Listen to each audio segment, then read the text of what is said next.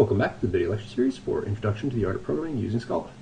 In this video, we begin a new chapter. We're going to talk about the actor model of parallelism. So, actors are an alternate approach that we can use for creating parallelism in our programs. They aren't fundamentally functional. They allow us to have mutation, but if you adhere to the actor model strictly, you wind up not having any race conditions.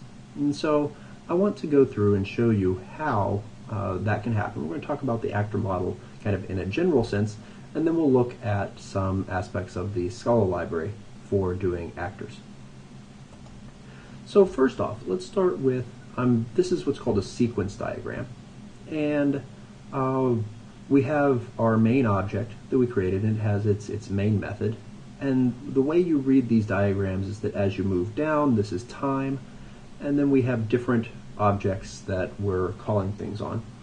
And the problem that we normally had with parallelism was that each of these objects contains its own mutable state. And the way that the actor model works is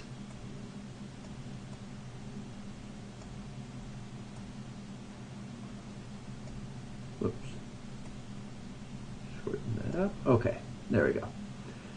Well, so this is the way that normal calls work. Okay, so a normal method call is your main method invokes a method on this object, it does whatever work it's going to do, and then it returns. And it's even possible for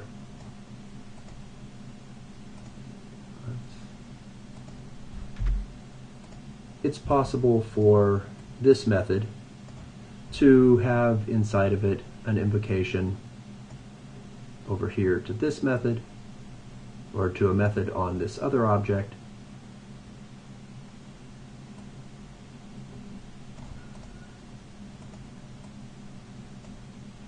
There we go. Okay, so the main method calls a method on this object, which calls a method over on this object, which returns there, and then this returns.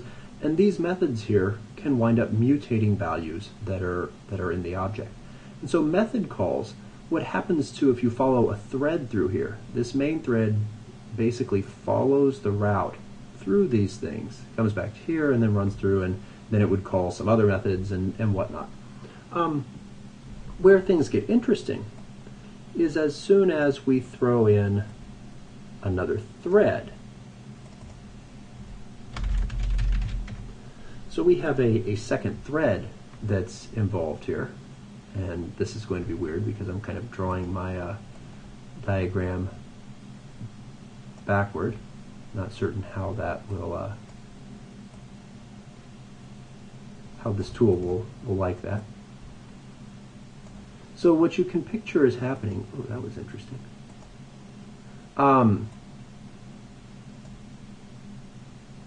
Here.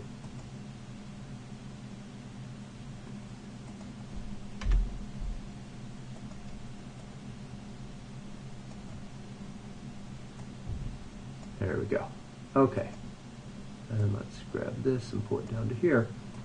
So this second thread could make a call to object 2, while the main thread is also making a call to object 2.